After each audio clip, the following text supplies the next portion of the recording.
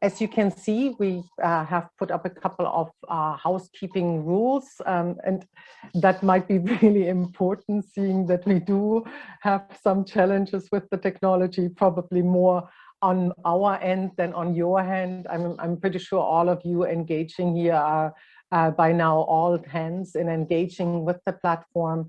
But in the interest of bandwidth, please turn off your video except when you are speaking. If you want to later on raise questions, please raise your hand or add an asterisk in the chat box. We do have translation, and fingers crossed that it works. So please take a look at the bottom of your screen. You should see the globe symbol, and on the globe symbol either switch to the English or the Spanish channel. And again, my colleague Emma is trying to help us. So if there is a problem, just try to message her directly. And again, we really appreciate both Emma's attempt on fixing some of the technical issue, but also your understanding that sometimes technology is just very difficult to deal with, and we are all learning as we are going along. So just wanted to point out that we had decided actually not to have PowerPoints for the presenters because our hope is really to make that session as interactive as possible and talk with all of you. And it is actually quite exciting, the focus on the topic by placing feminist economic justice at the core of an equitable green future. A few years back, if you would have attended some of the CSW NGO fora there, you probably would have been hard-pressed and would have found very little on feminist economic and financial issues. And this year, this has changed significantly, and we are glad to be part of the broader effort to look at what is needed, what kind of structural changes are needed in the financial and in the economic system, and how we need to change the existing orthodoxies through a feminist lens. So really, really happy that you are here with us. Just wanted to introduce the topic a little bit before we give our speakers the word. Even before COVID-19 and the pandemic hit a little bit more than a year ago, it was very clear that we needed to fundamentally transform the global and economic financial systems to protect people and the planet.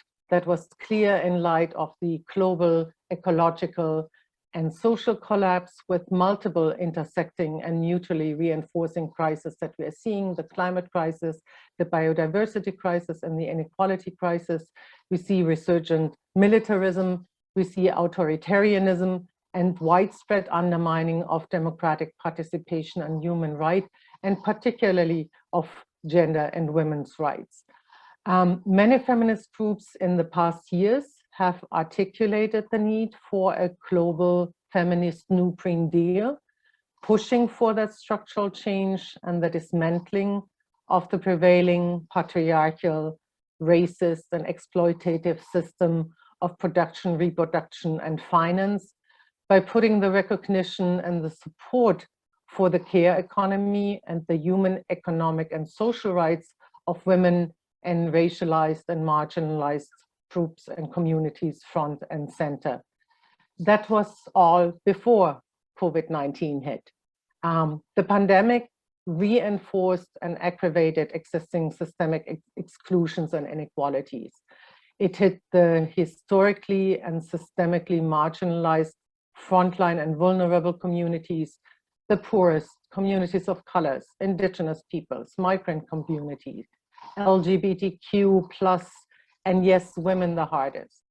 It was women, and particularly women of color, who lost their informal, low-paying or service jobs, women in healthcare and nursing jobs who put their lives on the line, women whose domestic care burden multiplied with school closures, and whose exposure to gender-based and sexual-based violence exponentially grew among pandemic shutdowns.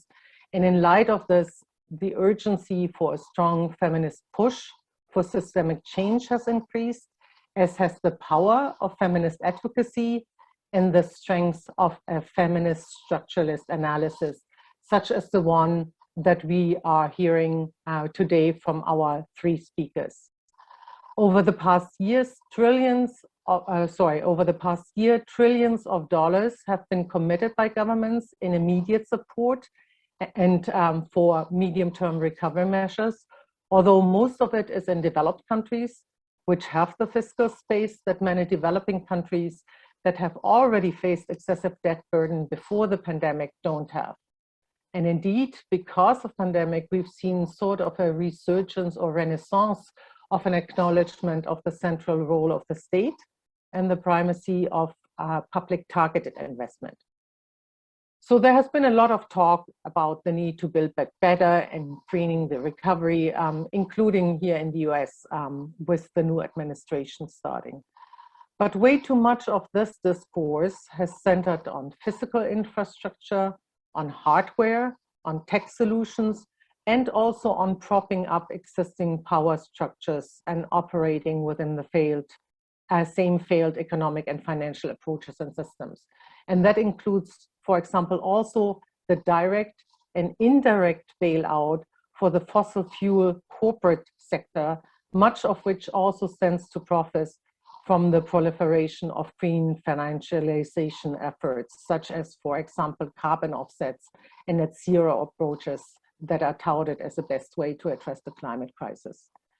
In contrast, so the systemic change needed that we are discussing today is one of shifting away from profit orientation, accumulation and expansion towards strong social support systems, environmental and community health, and care based on accountability and democratic participation. We have less than a decade to go until 2030 and our last chance to keep global warming below 2 degrees and also to reach major sustainable development goals. So the finance that is currently mobilized and the way that is spent over the next few years might be our best chance to get the required structural transformation at global, national, and local levels irreversibly on the way. And this is exactly what we are going to be talking about. And I'm very delighted to introduce our two speakers. And again, fingers crossed that all of this works. So all of them are strong feminist economist voices, activists, thinkers, and powerful advocates for what is needed to get us to a fundamentally transformed and restructured decolonial, anti-racist, feminist global system of economic justice, of social justice, of gender justice, and yes, of climate justice.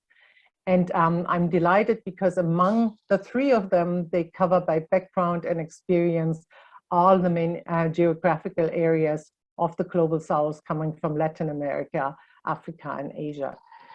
If you allow me, I will introduce them in turn, all three of them, and then have them speak, give their introductory remarks, and then we'll engage in a discussion. So first to speak is going to be Bhumika Muchala. She will talk about core macroeconomic policies focused on fiscal and monetary policies. She is an advocate, an activist, a public speaker, a researcher and writer on international financial architecture, feminist economics, and global economic governance with more than 20 years of experience. She has worked as a senior policy researcher on global economic governance at the Third World Network since 2009, where she has engaged with a number of UN processes, including the Financing for Development and the Sustainable Development Goals, and has followed and engaged with the G20, the IMF, and World Bank policies.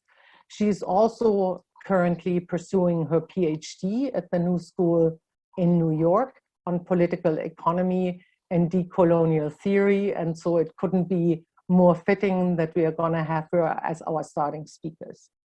Next then to speak will be Carolyn Otham, who is a Pan-African feminist economist and gender specialist. She is also the thematic lead on tax and gender at the Global Alliance for Tax Justice, where she leads the campaign on Make Taxes Work for Women, which advances the centrality of a caring economy.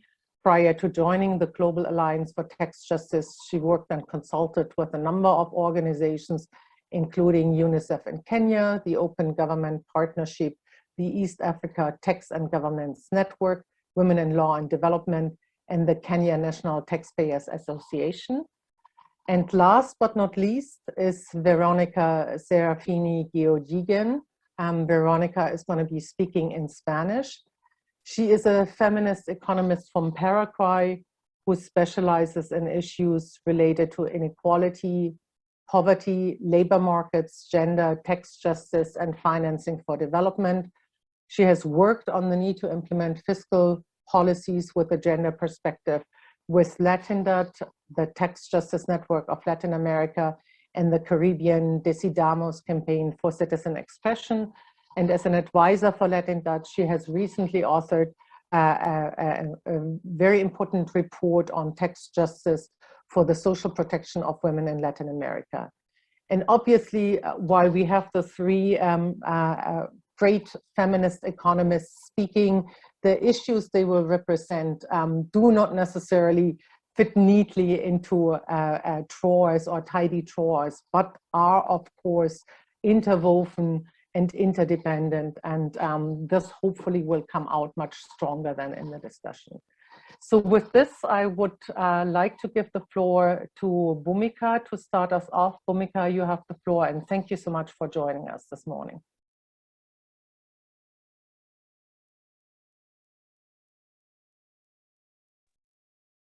Hi, hello everyone. Good morning, good afternoon, good evening from wherever you are joining. Thank you, Leanne. Thank you, Heinrich-Böll Foundation. It's absolutely fantastic to be speaking here with my very esteemed colleagues, Caroline and Veronica. So as Leanne outlined, I will be looking at how green recovery and future has to be feminist in order to be equitable, and a feminist justice approach to an equitable green recovery has to take into account the structural dimensions of the international financial architecture. So as we know, we are going to cover the areas of fiscal and monetary policies, or macro policies, that really direct the way public revenue and expenditure is directed, as well as how credit flows in the economy, tax and debt. And these are, as we know, not just the crucial financial drivers, but also the structural determinant of how autonomous a society is, whether it can really fulfill the economic and social rights of its society. So I'm just going to start with a kind of broad and very brief overview of why a gender equitable green recovery has to be centered on a feminist economics approach, or a structural feminist justice approach. So when we talk about gender equitable green recovery, we're not just speaking about a simple gender mainstreaming, such as like add gender into everything or make policies gender responsive in a technical way. Rather, I propose that we are talking about 4 key elements, among others. The first key element is that a feminist lens rooted in political ecology shifts women as mere individuals to gender as a system that structures power relations in society. Such a power analysis lens is critical to our feminist responses to climate change and climate justice, which is firmly situated in a patriarchal fossil fuel-based global industrialization paradigm. So we have to locate fossil capitalism as such within a patriarchal system as well. Second, feminist justice centers the social reproductive economy, also known as the care economy. The care economy is both unpaid and paid. The COVID pandemic has revealed the indispensability of care work around the world. We know that this is a gendered crisis. This crisis has had profound gender implications, and women and children, especially in the global south, are carrying the brunt of the impacts of poverty, marginalization, deprivation, and food insecurity. Among many other things, what this crisis has revealed is the consequences of the systematic underfunding of public services and systems that support or provide care work, largely as a result of the systemic bias toward budget austerity, tax evasion, the lack of a debt restructuring workout mechanism, as well as the ongoing trends towards privatization and deregulation in the name of attracting foreign investment, in the name of enabling business and making business easier, as the World Bank has its famous indicators of doing business. So what feminist macro policy does is it puts this care economy at the center. Rather than saying it's this invisible, unpaid kind of secondary condition, we say no, the care economy is at the center of the productive economy. So we also recognize that it is historically the greatest subsidy of the productive economy. So when we talk about gender equitable fiscal policy meaning the policies that govern public revenue and public expenditure, what the government's public funds have in them and how it is spent. So gender equitable fiscal policy affirms care in principle and addresses the international constraints that govern national fiscal policy space for public and care systems. We see the care economy as the essential glue holding everything together. And we recognize that caring work is green work.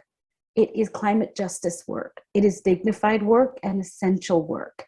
If it is quality, decent work with quality working conditions, bargaining power, and addresses the gender wage gap and gives an honest living wage, care work, the expansion of care work, not for just on the home base, but nursing homes for the elderly, for the disabled, for society, for ecology, could be an enormous new transition out of the fossil-based economy. And we recognize that care work is currently degraded and devalued and needs to be uplifted at the heart of what we as a society value, compensate, and direct policy towards supporting and protecting. So we see a massive culture change that is needed in seeing care work as, again, invisible and secondary and something that can be cast aside to something that is at the center. And this means also understanding that the work of care is also the work of protecting the land. 85% of the world's biodiversity has been reported to be on indigenous land.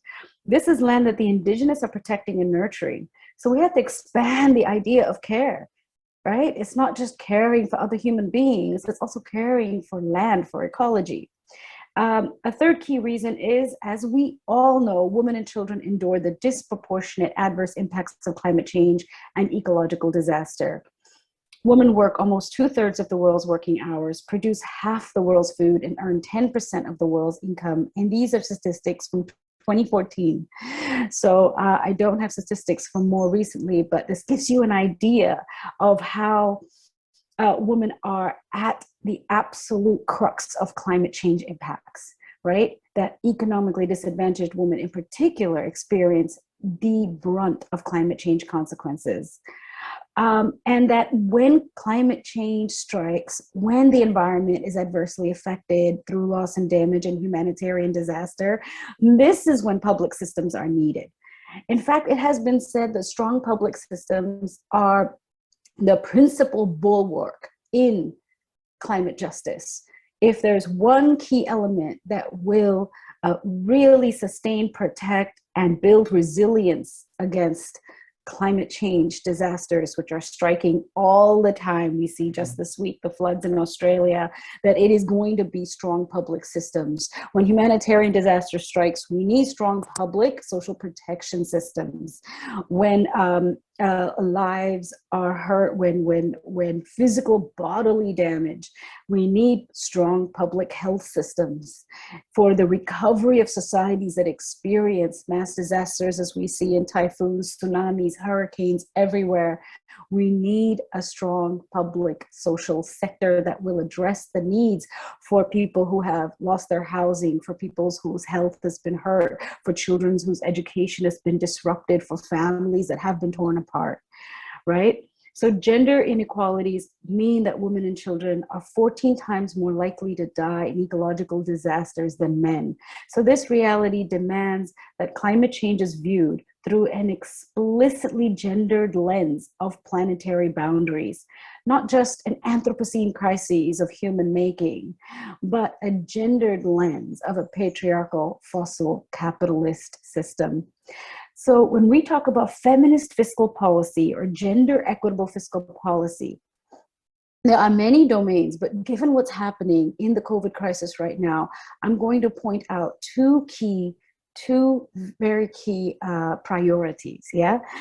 So the two key priorities is, first, avoiding fiscal austerity measures, both premature, eventual, as a whole, avoiding fiscal austerity measures. And second, doing the very opposite, investing in the unpaid and paid care economy through public expenditure for public systems and services. What this entails is no less than a deep rethinking of fiscal policy models that determine public expenditure relative to revenue. One of the most fundamental constraints to gender equity is a decades-long trend toward fiscal austerity. In the IMF's COVID response of loans and emergency financing, which totals 90 countries, its recommendation for pandemic-related fiscal measures is to be targeted, temporary, and reversed upon cessation of the pandemic. That means that, yes, you can support your social protection systems and public health sector, but only on a temporary basis. And eventually, in the medium term, you have to go back to austerity. According to research conducted by various civil society organizations, from Oxfam to Eurodad, as well as academic researchers around the world, these fiscal consolidation measures appear in 84% of loan agreements across 67 countries as early as 2021. Now, public budget cuts are to be implemented across 80 countries. Across the world, from UNCTAD to even the IMF's managing director, Kristalina Georgieva, are all saying, this is bad, this is going to be a lost decade. The consequences are grave. The pathway to achieving the SDGs and Paris Agreement on climate change targets will be effectively derailed. So we ask, what is really going on?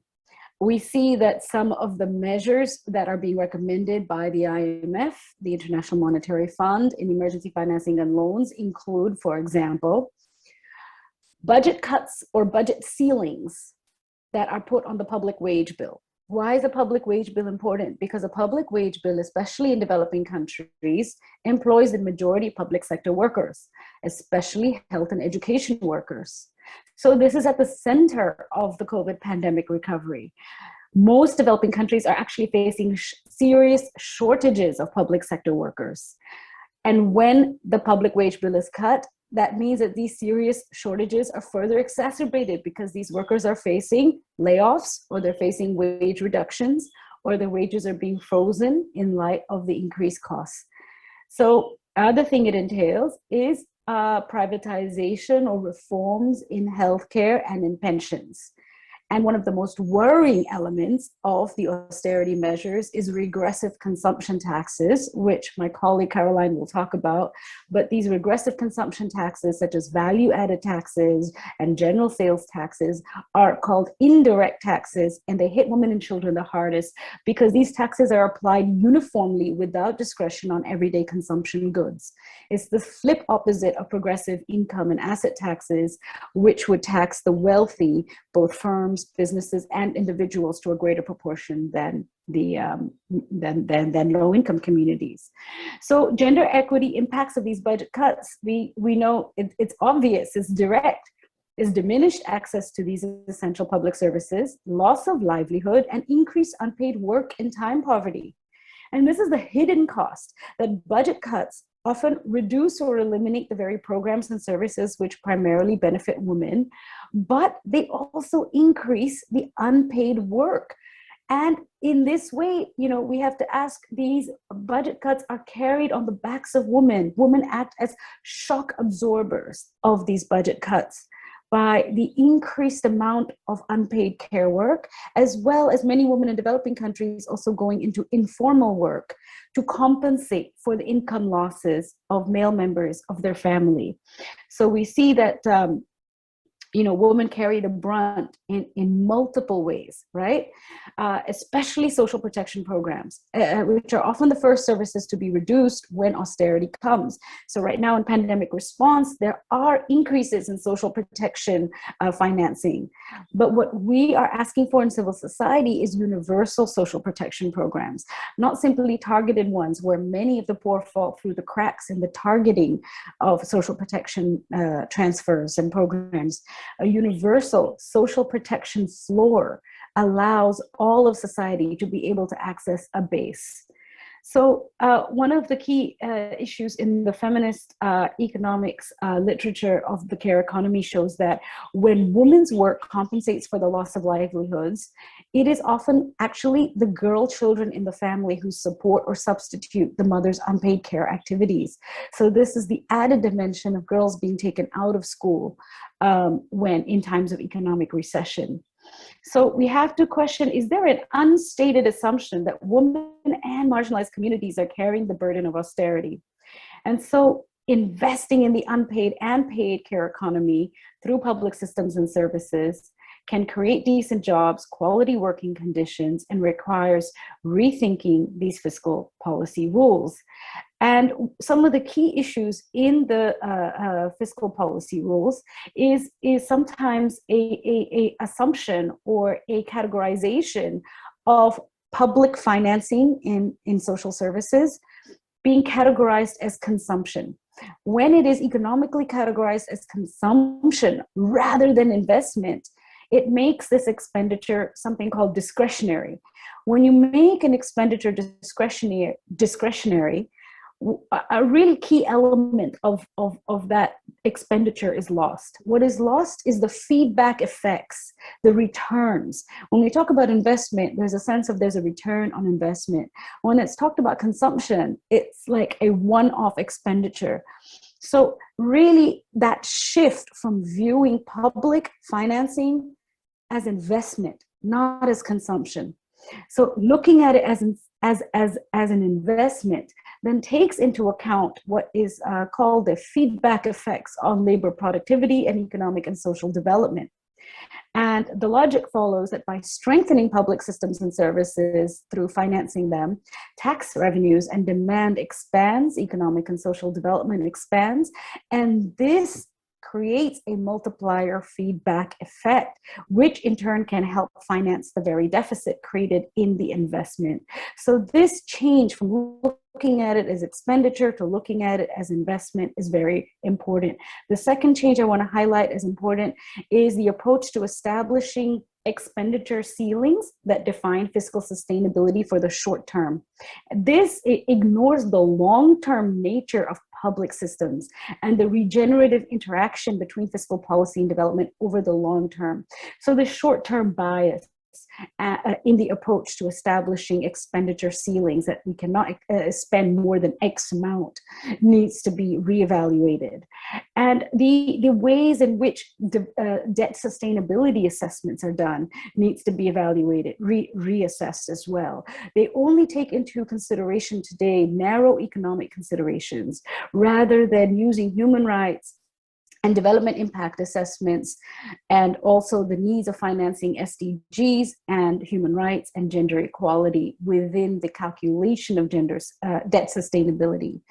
So the two key things we're advocating for in fiscal justice is and expansionary fiscal policy toolkits to establish universal social protection floors, scale up financing for public health, education, and care work sectors and workers, and coverage of Social Security that includes informal sector workers, as well as progressive income taxation. We also note that in history, the historical role of fiscal policy is that during times of crisis, during times of recession, public investment should expand. So we want to reinvigorate that historical role of counter-cyclical fiscal policy. A green recovery that is gender equitable really needs to take into account a transformation of the political will in fiscal justice.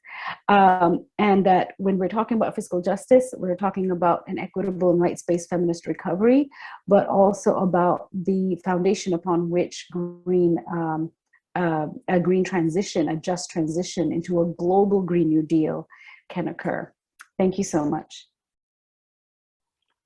Thank you very much, Bhumika. And I think that was really, really helpful in laying some of the foundation on, also putting again at the center the importance of the state having the ability to invest in public services, in broad social support systems, and to do so in a counter-cyclical way, meaning spending more in times of recession.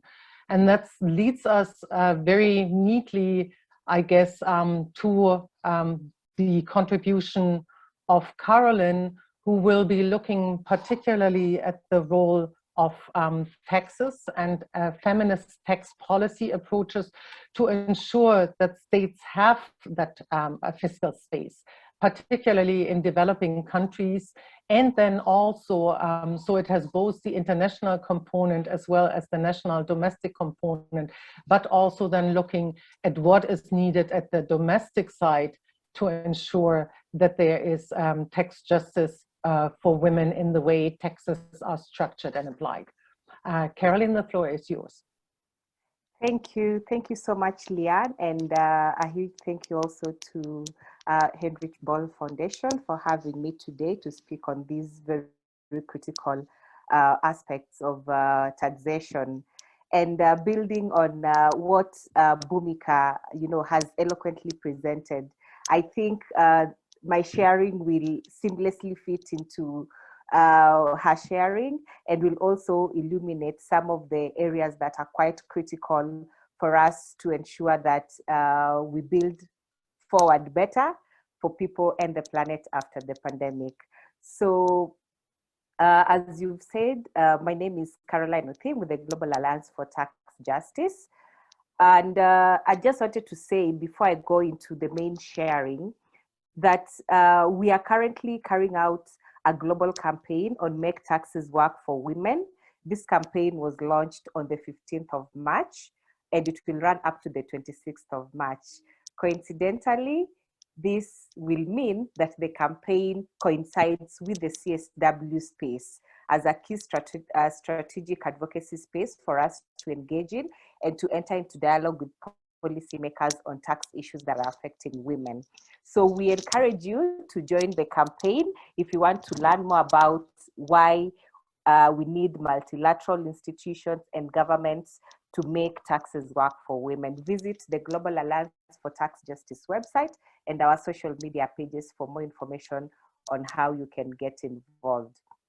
Now, back to the main issue at hand, really is for me to look at tax policy and the gendered impacts of tax policy, highlighting illicit financial flows and tax abuse and the damage that they cause to the fiscal space, and particularly to women within the pandemic socioeconomic crisis, and to also highlight why tax justice is a women's rights issue and the need for a feminist economic system as a pathway out of the crisis. And as I said, for governments to build forward better and not really to build back better as we've had before. I prefer saying to build forward better. So when you look at the current economic model, it is really based on patriarchal, neoliberal, and capitalism. and it's so extractive that it centers individuals' profit accumulation over the collective well-being of the people and the planet. And this has really shaped how our societies has facilitated changes in laws, deregulating labor rights, privatizing natural resources and basic services, as well as liberalizing trade, investment, and financial flows. And women are more likely to depend on the state for a larger part of their income due to the economic inequality, workplace discrimination, and the gender payback that we are seeing. And more importantly, on unpaid care that Bhumika has also talked about. And this means that women rely more on benefits or tax credits. So feminist economics really is committed to gender equality and the realization of social and economic rights, especially for women who are living in poverty and other intersecting inequalities. So in the context of this pandemic, what are we really learning? When you look at the health and socioeconomic crisis that the pandemic has put to fore, really it is revealing the urgency for us to reform the global economic models and tax systems that are not working, particularly for women, as well as the urgency to address the environmental and the climate emergency as these crises continue to wreak, massive destruction of lives and livelihoods across the world. And also in that context, we are seeing inequalities within and between countries being magnified, while unpaid care and domestic care work really is something that is increasing and is subsidizing the global economy. So really, the pandemic has shown that governments need to commit to tackle gender inequality, discrimination, and biases in tax policies, particularly for those living in poverty and especially in the global south. A lot really needs to be done for reframing of the economic and tax systems. Now it brings me to the question about why do we really need to shift and have a feminist taxation framing, that speaks towards putting at the front and center the people and the planet.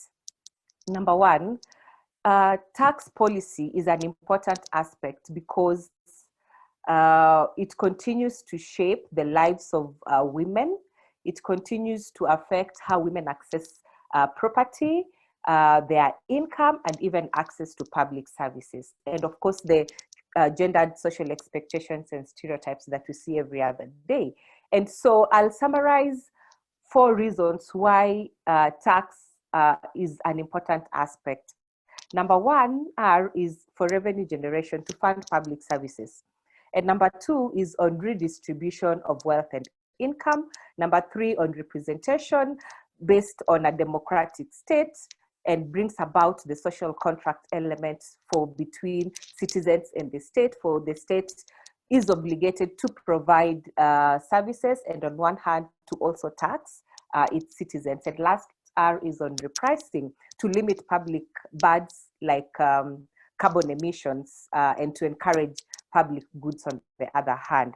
So taxes really raise the money we need to spend on public and social services.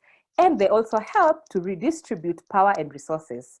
And this proposal for fair taxation is totally in line with a number of human rights laws and frameworks that are in place at all levels, domestically and even internationally. And we've seen global leaders committing towards resourcing of women's rights and taxing for gender equality through a number of international instruments. So we have CEDAW, we have the Beijing Platform for Action, and we also have the Sustainable Development Goals. But a growing concern really right now is that with less than a decade to 2030, we are in 2021, we have 9 years to 2030. It will be a tall order to reach the ambitious targets of the SDGs.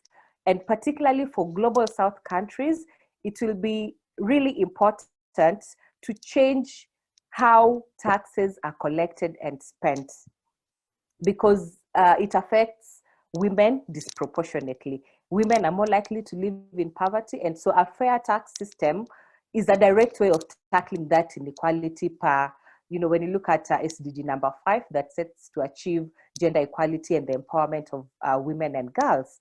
And taxation plays a very critical role in this. So from a fiscal perspective, feminist analysis of economic and tax systems are essential for the realization of women's human rights. However, national and international tax frameworks are currently gender blind and tend to see taxation only from a functional point of revenue raising rather than its redistributive perspective. And this is due to the fact that the dominant narrative on taxation still is about taxing for growth rather than taxing for intersectional gender equality. So we see tax as a key feminist issue because women are greatly disadvantaged in the current neoliberal and patriarchal economic social sphere. And in this context, we also see countries losing billions of dollars through illicit financial flows. However, the overall burden of regressive tax and the reduced domestic resources as a result of the tax leakages due to illicit financial flows and tax abuse falls on women, who account for a larger proportion of those living in poverty. And, they are a greater percentage of low income earners than men. So tax systems overall tend to disadvantage women as compared to men. And this is due to a number of reasons. Women are likely to earn less in paid work. They are more likely to do greater amounts of unpaid care and domestic work. And they are also taxed more heavily by consumption taxes because their incomes are lower than men on average.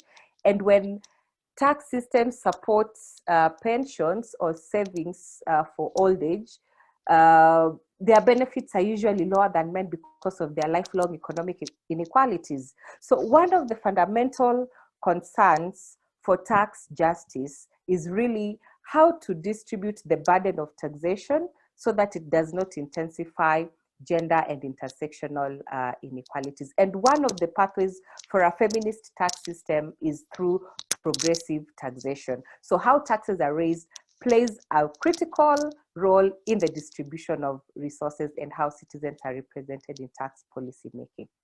Regressive taxes, on the other hand, as Bhumika also mentioned, do not overall reduce poverty, but they tend to tax those with lower incomes much more heavily, enough to leave them in perpetual poverty. So we see the current tax policy being biased against women because it tends to increase the incidence of taxation on women living in poverty while failing to generate enough revenue to fund the programs and public services needed to improve these women's lives. Now, during this pandemic, we have noted that really it's important for the international financial architecture to be reformed because it continues to suffer from systemic weaknesses that creates opportunities for multinational companies and the wealthy elite to exploit loopholes in the tax system to facilitate these tax abuse. And so when you look at some of these gendered impacts of illicit financial flows and tax abuse, really number one is on the impact of government's ability to deliver social services. So illicit financial flows drain revenue from countries, which means a loss of money for the provision of critical services by communities, and their loss and inefficiency is felt most acutely by women. Number two is on regressive fiscal policies. So with the resource gaps, when governments are unable to raise adequate resources to fund their public budgets, they are compelled to increase the tax burden on those living in poverty through regressive fiscal policies. And interestingly enough, we see IFIs, international financial institutions, encouraging these kind of policies as a way of generating tax revenue, particularly for global South countries. And this usually comes as, loan conditionalities. So this is something that we really need to push back on. The other impact is on the lack of resources for funding women's rights and gender justice. Without enough resources mobilized from the tax base, there's really not much money for women's rights and gender equality. So it's important for this really to be addressed so that, women position in society really is improved. And then there's also the reliance on debt, as Bhumika also mentioned. So budget shortfalls indicates that states have to increasingly rely on aid and debt in order to fund development initiatives. And as I've said before, tax is usually the most reliable and sustainable form of source of government revenue. So when states borrow more, their obligation to servicing loans at the expense of public services, is at the fore. And, women suffer when they're unable to benefit from some of these public services. And lastly is on increased inequalities. So with corporations accumulating more wealth because of tax dodging, there's an increase in inequalities across the board. The first is in terms of access to resources between women and men, because men own about, the figure is at 50% more of the world's wealth than women, and they control over 86% of corporations. And an interesting statistic at this point is that, did you know that the world's top 100 economic revenue collectors, 29 in that list are states and 71 are corporates. So it means, in essence, that corporations are leading as the biggest, economic. And so, as you can see, this inequality is being driven by men who own most of the resources, because men are in most policy-making spaces, and they also own these big corporations, so they get to decide what is really good for women. And this is something that we really need to push back on.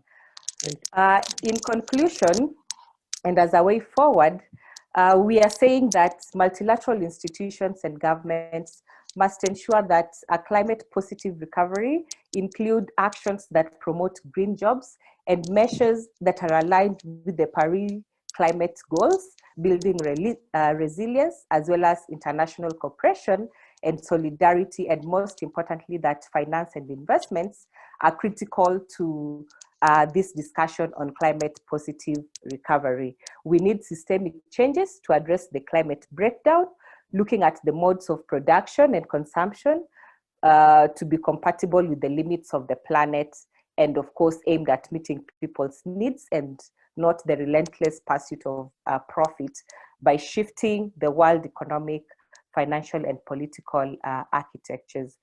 At the Global Alliance, we are also pushing that governments really must ensure that progressive taxation is in place to target extreme wealth, which has increased during the pandemic, and whose revenues really need to strengthen social programs that directly benefit women, especially those in lower income households. Thank you. Thank you very much, Carolyn. As we can tell from the first two presentations, there is a lot of interlinkages and a lot of interdependencies. I very much appreciate the point that you made about the illicit flows, the scale, and with that also the responsibility of international organizations and the international community. If we look at the fact that illicit flows are a multitude of what, for example, Africa, sub-Saharan Africa receives both for targeted climate finance assistance, but also official development aid, it becomes very, very clear that we also need to shift the advice and the push that is coming from international financial organizations, as Bhumika has mentioned, about also encouraging a tax race to the button for countries in the developing world. I want to give the floor now to Veronica Sarafini. Veronica, you have looked in particular at some of the social system protections and lack thereof in the Latin American context. You have engaged a lot on the debt debate there. We are looking forward to hearing some of your thoughts and considerations about how to have feminist social protection systems and how to address some of the debt issues related as well. Thank you. Gracias por la invitación. Thank you very much for the invitation. Thank you to Caroline and Bhumika, who introduced the topic before and gave a general outlook. I think they referred in part to the systems of social protection, and before I want to give a general outlook of how this is linked, how possibilities, or speaking about a green future, is linked to feminist economic justice. Social protection is the most concrete way in which the imbalances in rights between the economic system and the economic model and the possibilities of generating or implementing guaranteeing women's rights. So feminist economics is one of the newest branches of economics, and it is allowing us to achieve these links, these theoretical links, and from that to achieve information to know how these issues are linked, how sustainability, green future, green economics are linked, and how the quality of life and women's rights are connected. One of the key topics in this debate is the sustainability of life. What is this? Is a notion that is very complex, that entails an economic area, an environmental area, social area, and a cultural area. And what is the thread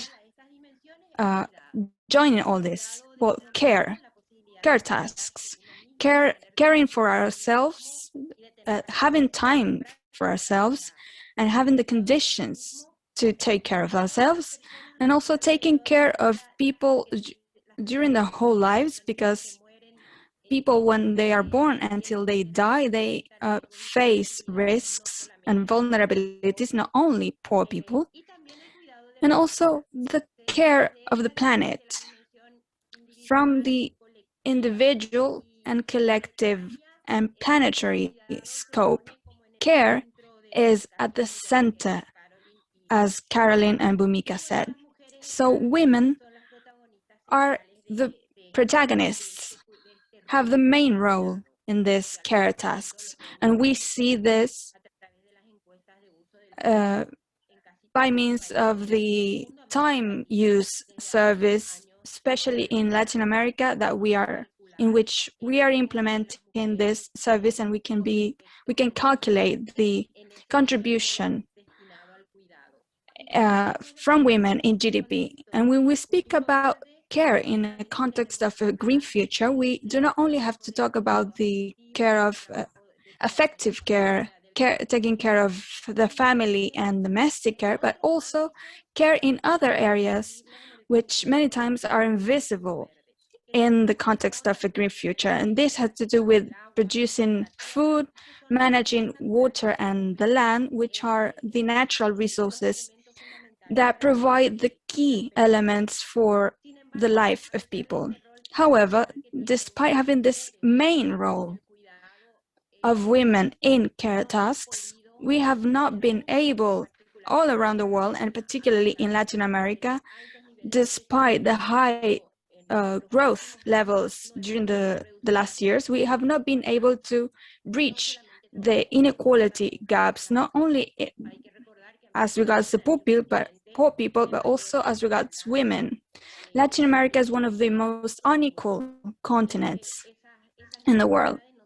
These inequalities are not only economic or social, but they are seen in the light of the effects of climate change and the loss of biodiversity, which affects the economic autonomy of women. This is one of the effects.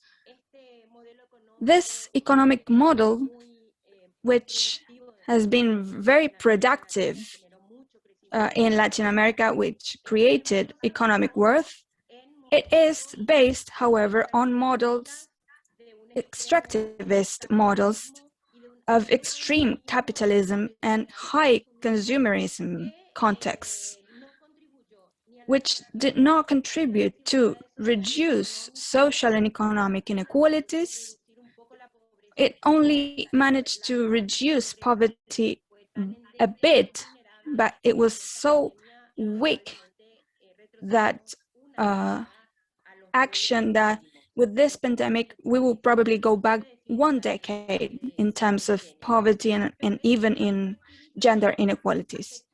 This extractivist model also affected the ecological possibilities of our planet because it polluted, because it absorbed and polluted water, air, because it deteriorated the land. When we speak about extractivism, we speak about activities that extract natural resources that are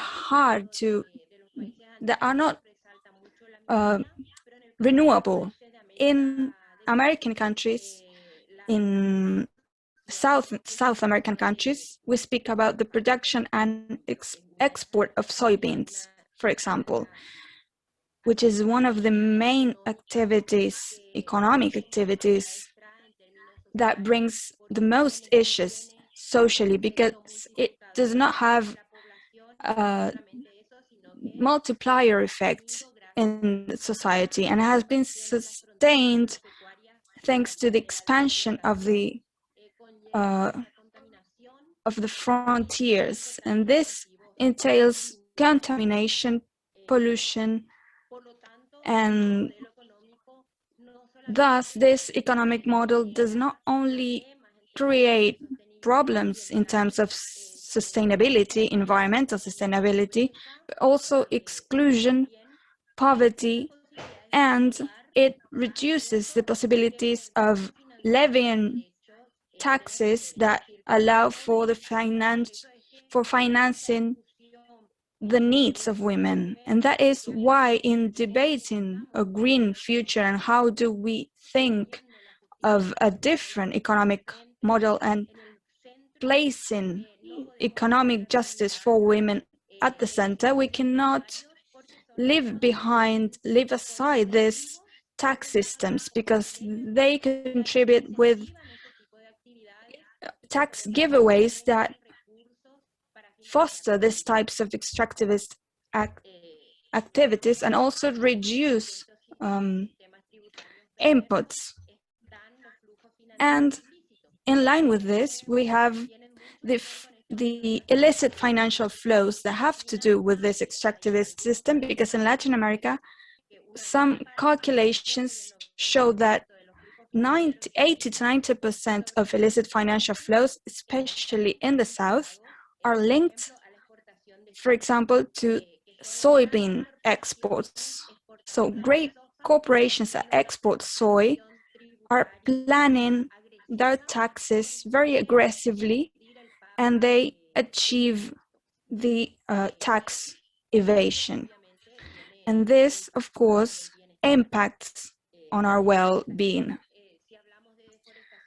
Deforestation and pollution and contamination means the different impacts regarding different genders. Women are daily managing food and daily managing water, and they guarantee the quality of life in as regards essential areas as food and water, which is not only a product to clean, but also water is a key part of food. And as regards indigenous peoples, this model has impacted much more because for them, forests are part of their habitat, and there they obtain their health inputs, health resources. So this model, besides reducing resources, is not being sustainable, as Bhumika said, in terms of debt. Because if we do not levy, we do not have tax revenues, we do not have resources. And it also entails debt to face costs of infrastructure, for instance. And so we ask ourselves, who benefits from those infrastructures? These infrastructures that are implying debt for Latin America. Are we implementing infrastructure for care, the economy, or is this aimed at strengthening this extractivist model? These are ways, are paths towards these goals. Is it placed on agriculture for women or export systems that do not have added value? So, I mean, when we speak about economic feminist justice and when we speak about a green future with a lens looking at the environment, we cannot leave aside financial systems, tax systems, fiscal policies. And when we speak about extractivist models that do not create jobs, we do not create revenues, but also the jobs created are created in the informal sector. And then women, once again, are left outside of the social security system. So they end up dependent of non-contributory policies, which in Latin America are the cash transfers, for instance, which are money with minimal benefits in the face of other social security measures that are much better for them.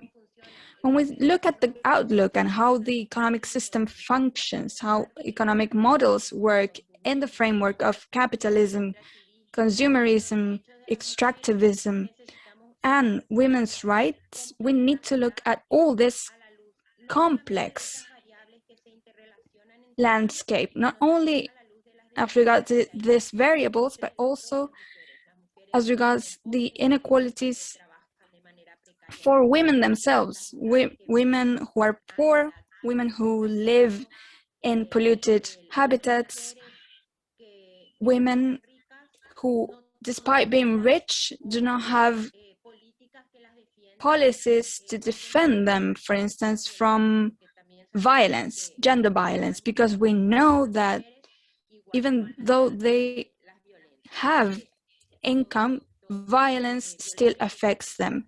All types of violence, especially gender violence. And so to conclude, I wanted to point out that during this pandemic, the pandemic has shown the role of the environment, the role of women in managing the pandemic.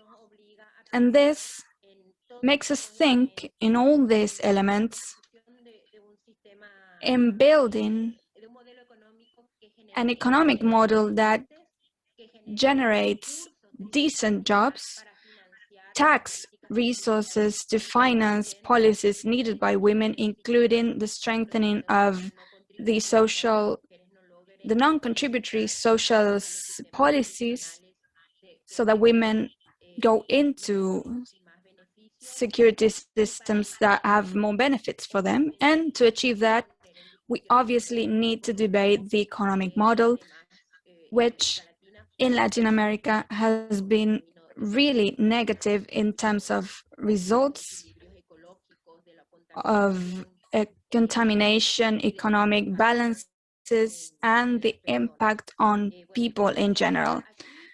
And so I want to conclude here to give time to the debate, and I hope I have contributed from a feminist scope to this need of rethinking new economic models and new systems or policies, social policies that contribute to economic justice for women.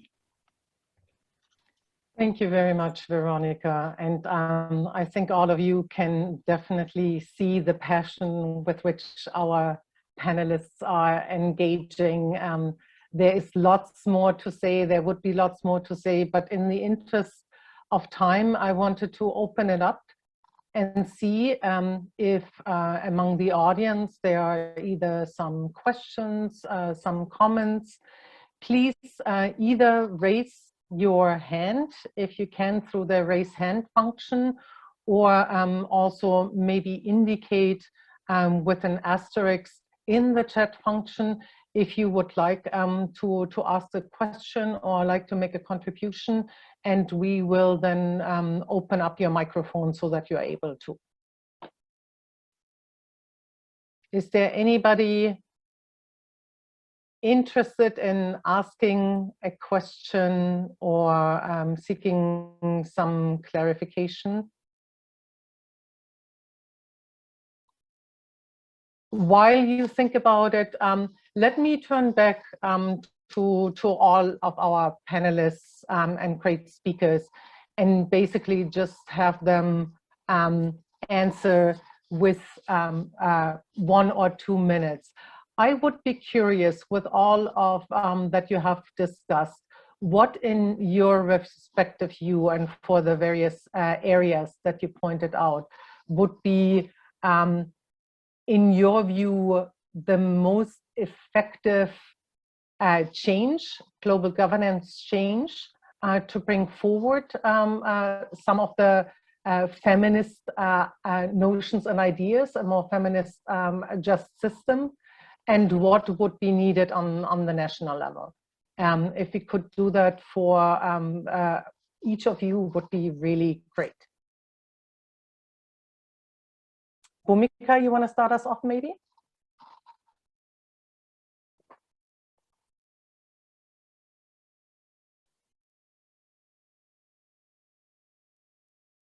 Bhumika? Sure, yes. Perfect. Yes, can you hear me? Sure, yes. Yes, we can. For the global governance level, I would, it's so difficult to choose one, because we know that reforming the international financial architecture is a multifaceted issue that requires changes on all the structural levels and the development model at large. But if I had to choose really just one key global governance reform, it would be a debt restructuring workout, and in particular, a debt restructuring workout that is independent, that is fair, that is under the auspices of the United Nations, and that is binding, multilateral, and addresses not just unsustainable debt, but also illegitimate debt. Illegitimate debt is a framework that encompasses much further. And the systematic, timely, and fair restructuring of sovereign debt, which includes debt cancellation. And the reason why I would choose debt workout mechanism as the central global governance reform is that the last 40 years has been a cyclical, systematic creation of debt leading to austerity. And it is this austerity measures that then exacerbates regressive tax measures. So when we look at debt, to not just think of sovereign debt, but also the ways in which debt encompasses climate debt as well as feminist debt.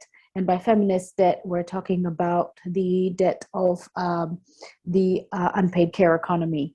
So on all those levels, I would specify the importance of a sovereign debt restructuring workout system. On the national level, I believe that one of the key changes required is in reassessing the national development model from being export-oriented to being oriented towards national needs. And national self-sufficiency.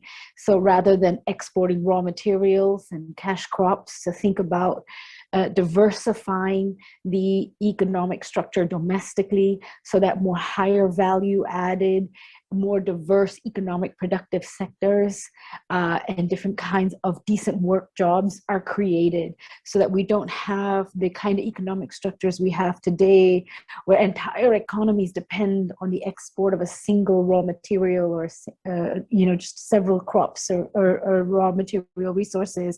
We don't have these enclave economies. We can diversify economic structures and create larger productive sectors and more tax revenue, more sustainability and self-sufficiency and autonomy within the national economy to make it less dependent on the donor agenda. So those are the two reforms I would propose. Thank you.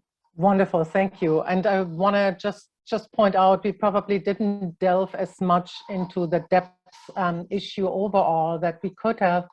I wanted to make the link to climate justice and the question of climate debt as well, by obviously having to point out, unfortunately, that at the same time that we are talking about an increasing level of indebtedness, we also see that developed countries are skirting their obligations under the UN Framework Convention on Climate Change on providing climate finance, not only by not providing it enough. And again, many people point out that this is really a climate debt and an issue of climate reparations, but also, and this is actually a scandal in the light of increasing indebtedness, increasingly in the form of loans, including non-concessional loans and including for adaptation. And that does not even take into account some of the reparations that are really needed for the loss and damage that are already incurred. But this is probably the focus, could be the focus, and definitely would need more time for another panel. I wanted to open it up to Caroline first, and then Veronica again for both of them. If you could pick and choose again the most impactful in your area of work to happen on the international level and then national level, what would it be respectively? Thanks. Thank you, Lian. Thank you, Lian. That is a very spot-on question, because it really helps us to look at the two levels. So what are some of the changes that we would need to see at the international level on one hand, and on the other hand, domestic solutions to some of these issues that we have raised. And for me, the call for the establishment of a global tax body at the United Nations is also one of the most fundamental reforms that we need to see take place. This, of course, would ensure that standard settings around tax policies is more inclusive, that we would have global South countries on the table to help reframe negotiations in the context of the people, particularly for women and the planet. The current negotiations, as we see within the OECD, are not as democratic and inclusive. We see the OECD as a club of rich countries that has co-opted a number of countries from the global south. So that really does not make it inclusive, even though the process is referred to as the inclusive framework of the OECD. So really, a reform within the global space is to ensure that multilateral negotiations happen within the UN processes. And we've seen this happen for, climate change negotiations. So why can't, for the international financial architecture and tax reforms, why can't this also take place at the United Nations? And decolonizing the global economy needs to be a key priority. Global South countries continue to miss on the table. And there's a quote, that is said that when you're missing on the table, then probably you are the menu. And that is why we see most of the tax abuse really continues to benefit multinational corporations and the wealthy elite who are from the global north and global north countries. So really a change needs to be made in that respect at the global level to also ensure that women's issues, feminist taxation framework is something that is reflected universally. At the domestic level, I think quite a number of issues need to be adopted. Number one, as we talked about the issue of unpaid care work, it's important that national governments ensure that tax and fiscal policies really serve to recognize, to represent, to reduce and redistribute unpaid care work, and to also reward paid care work properly, including by putting together very robust national policies on care work.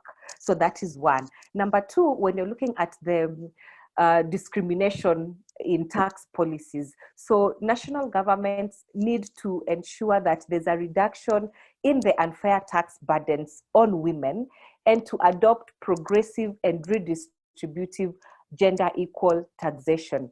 And this, of course, would include taxing new forms of capital and wealth, and also to rely less on consumption taxes. The other area that national governments can also look into is to ensure that there's adequate financing of gender responsive public services that promote women's rights and reduce inequalities. And this would also mean removing any gender bias and discrimination in tax policies to ensure that taxes are raised and spent in manners that promote gender equality. And so to do this, it would mean a plurality of voices, particularly organizations from civil society, global trade unions, foundations like Heinrich-Böll Foundation, to really have a collective voice and to push for all these justice struggles, because it's not just about gender struggle, it's not just about climate justice struggle, it's not just about tax justice struggle in silos, but as part of our collective social justice struggles, because together we can be able to change and to make things happen in different contexts. Thank you.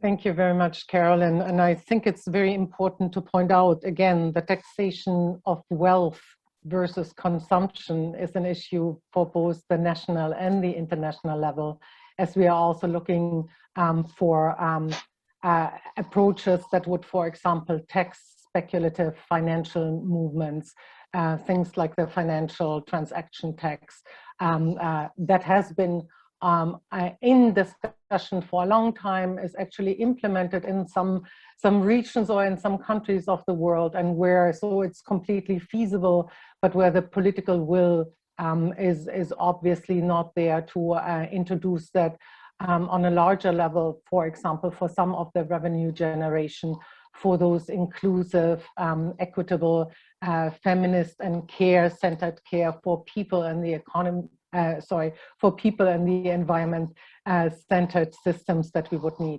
Wanted to give the floor to Veronica for the same, and then also for each of you maybe concluding, seeing that we are running out of time.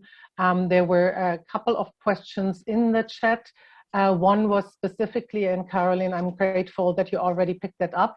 What can civil society do? What are some of the possibilities for civil society to push for and get some of the concrete proposals that you all laid out closer to reality?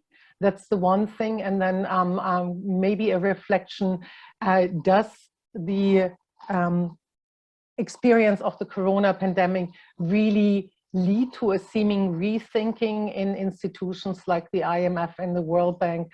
That was another one. Or are we basically just seeing a short-time diversion of what is an attempt to go back to politics as usual?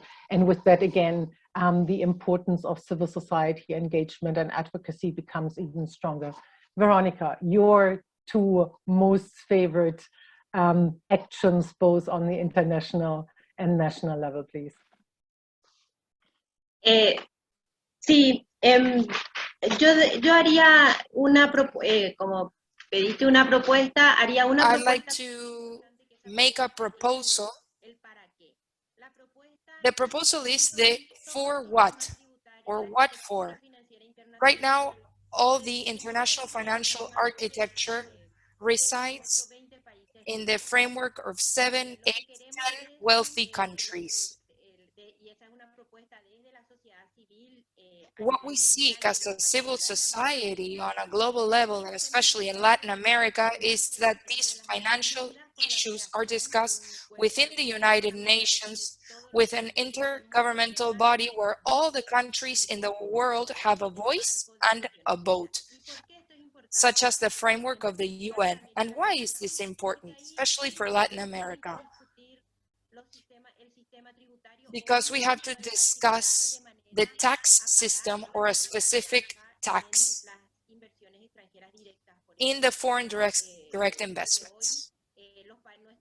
Because today, our countries are offering lower taxes to big corporations for them to come and invest in our countries and produce in our countries. But those low taxes have no impact on jobs, employment, and other conditions. And I believe that this is an important issue. And as regards climate justice, it's a fundamental issue because these corporations that are being benefited from these low taxes are those that come and settle in our countries and don't respect climate justice. And this is a big problem in Latin America today. In a rich country like Agua Dulce today, water has a place in the Wall Street market.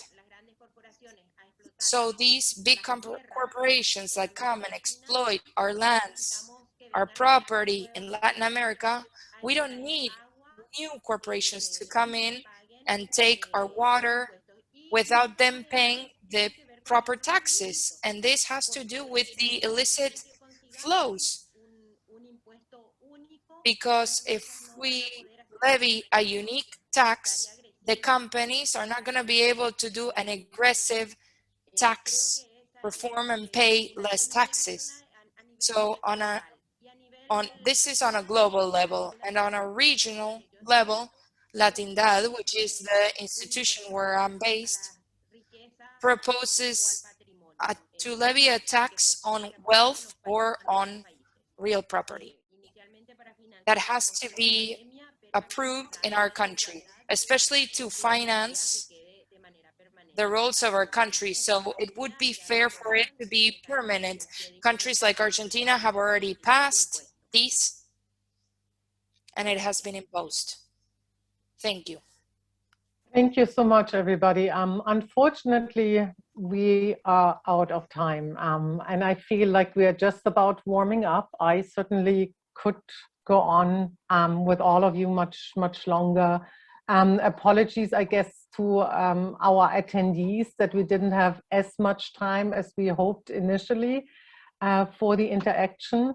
I wanted to give a huge thanks and shout out to our wonderful panelists, three great feminist economic thinkers and advocates, and again, the passion was very clear in the presentation. We obviously have not been able necessarily to, within the 90 minutes, solve or even discuss all of the interconnections and interrelations. But I hope, if nothing else, we have proven very conclusively that tax issues, international financial flows, foreign direct investment, debt issues are feminist issues, and that feminists need to care and need to engage and need to be powerful in their advocacy to have a systemic change, a structural change, not just tinkering on the margin, in order to get to the human rights-based, care-centered environment and people and planet protecting systems that we need. And so again, I appreciate very much everybody's participation. Want to give a final shout out to Julieta Mendes and Florienza Soring, our two wonderful translators. Thank you so much for helping us to bridge not only a lot of intellectual barriers, but also language barriers. And I also wanted to give a shout out to my colleague Emma Peterson, who has helped us with the technology as best as we could. So again, thank you very much, everybody, for participating. And thanks again to Bhumika, Caroline, and Veronica for great contributions. Very much appreciated. And we will make a recording available for people who might be interested to listen in on some of those great presentations again. Thanks so much, everybody. Take care.